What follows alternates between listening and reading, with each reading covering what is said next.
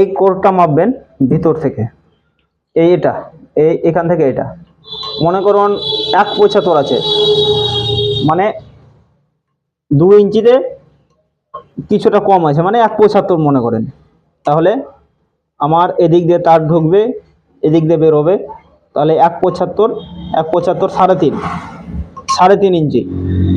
আর আমার এখানে রাখার জন্য এক্সট্রা আরও 1 ইঞ্চি নিতে হবে, এই জায়গাটাতে রাখার জন্য এখানে 1 ইঞ্চি, এই সাইডে 1 ইঞ্চি, তাহলে হলো আপনার 5.5 ইঞ্চি।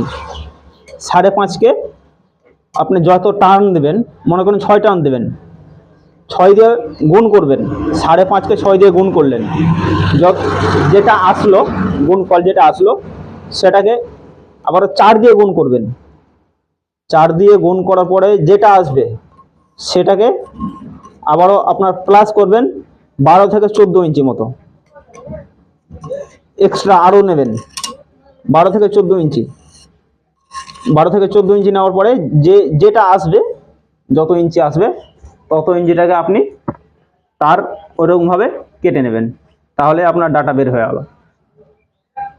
বুঝতে পারলেন?